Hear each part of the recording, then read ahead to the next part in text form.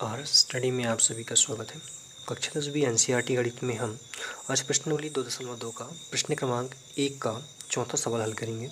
इससे पहले हमने 3 सवालों को हल किया है। दोस्तों, अभी तक आपने अगर चैनल को सब्सक्राइब नहीं किया है तो जल्दी से यार सब्सक्राइब कर लीजिएगा। वीडियो को लाइक करें, शेयर करें, कमेंट्स करें। प्रश्न है हमारा, निम्न द्विघात बहुपदों के शून्य ज्ञात कीजिए और शून्यकों तथा गुणांकों के बीच के संबंध की सत्यता की जाँच कीजिए। तो हमें चौथा प्रश्न यहाँ पे दिया गया है 4u² + 8u, इस रूप में हमको प्रश्न दिया है।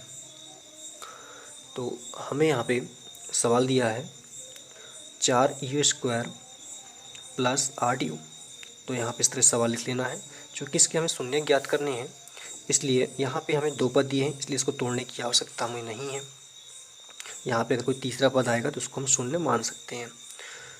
तो हम देखें अगर, तो इन दोनों में ऐसा क्या चीज़ कॉमन हमें दिख रहा है। तो हम देखें कि यहाँ पे 4 है और यहाँ पे u है, और यहाँ पे भी u है और यहाँ पे 8 है। लेकिन जो 8 है वो 4 के पहाड़े में आता है।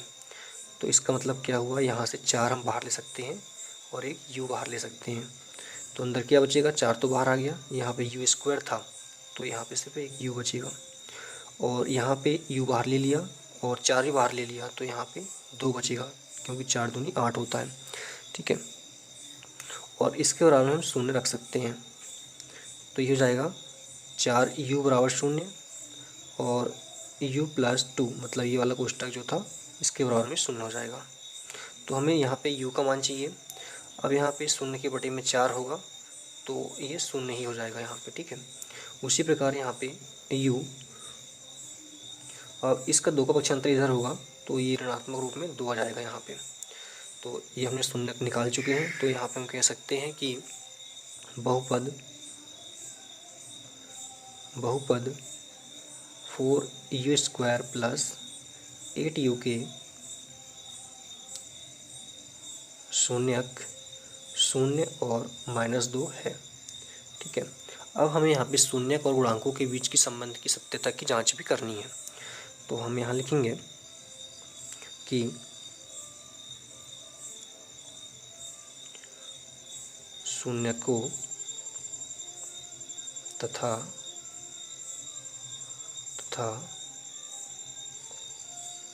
गुणांकों, तो हमने यहाँ पे लिखा कि शून्यकों तथा गुणांकों के बीच संबंध की सत्यता की जांच। तो हमें बहुपद दिया है 4u² + 8u के रूप में। अब बहुपद बनाने का जो सूत्र होता है वो होता है ax² + bx + c के रूप में होता है। तो यहाँ पे x जो है गुणांक है, मतलब जो कि चर राशि है, यहाँ पे कुछ भी हो सकती है, c, y, z कुछ भी हो सकती है यहाँ पे। तो यहाँ पे u है। तो जब हम इस समीकरण की तुलना इस समीकरण से करेंगे तो हमें यहाँ पे a, b, c के मान मिल जाएंगे। ठीक है, तो यहाँ से हम देखें तो a का मान क्या मिल जाएगा, तो x जो है उसको हम u मान लेते हैं, तो a का मान यहाँ से क्या मिल जाएगा, 4 मिल जाएगा।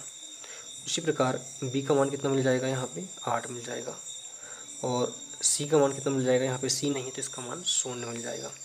ठीक है, और शून्यकों को हम अल्फ़ा और बीटा के रूप में मान लेते हैं। तो अल्फ़ा बराबर 0 और बीटा बराबर -2 हो जाएगा। ठीक है, तो ये अल्फ़ा और बीटा के मान यहाँ पे हमने लिया इस तरह से। अब हमें शून्यकों का जो गुणनफल के साथ में या गुणांकों के साथ में संबंध स्थापित करना होता है, दर्शाना होता है, वो इस रूप में दर्शाना होता है, शून्यकों का योगफल और शून्यकों का गुणनफल के रूप में। तो जो योगफल होता है वो अल्फ़ा + बीटा के रूप में होता है, और ये बराबर होता है -b/a के रूप में।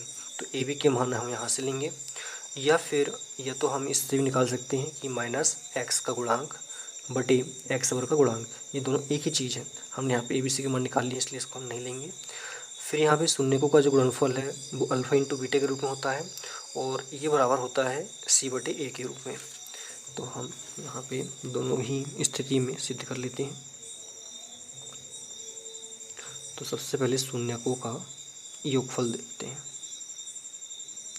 योगफल, तो ये अल्फ़ा + बीटा के रूप में होता है, और ये हमें सिद्ध करना है इसके बराबर में है -b/a के रूप में है, या इसके बराबर है। तो अल्फ़ा का मान यहाँ पे 0 है, बीटा का मान b, तो b लगाएंगे, बीटा का मान कितना है, -2 है। उसी प्रकार पहले माइनस लगा तो माइनस लगा लेंगे। बी का मान कितना है 8 है, तो यहाँ पे 8 आ जाएगा। ए का मान कितना है 4, तो यहाँ पे 4 आ जाएगा। ठीक है, तो यहाँ पे धन और ऋण इन दोनों का जब आपस में गुणा होगा तो माइनस आ जाएगा, 2 का 2 आ जाएगा।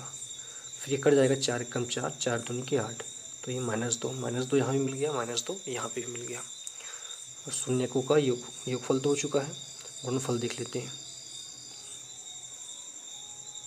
शून्यकों का गुणनफल जो कि अल्फ़ा इंटू बीटा के रूप में होता है, और इसे हमें c/a के रूप में सिद्ध करना है। तो ये हो जाएगा अल्फ़ा का मान 0 इंटू बीटा का मान कितना है -2, फिर c का मान 0 लिया था हमने, और a का मान कितना लिया था 4 लिया था। तो जब यहाँ पे 2 का गुणा 0 के साथ होगा तो 0 आएगा। अब 4 का भाग 0 में हम देंगे तो यहाँ पे 0 ही मिलेगा। तो दोनों ही स्थिति में हम देख रहे हैं कि संबंध जो है वो सत्य स्थापित होता है, दोनों यहाँ पे बराबर हो जाते हैं। तो लिख सकते हैं दोनों स्थितियों में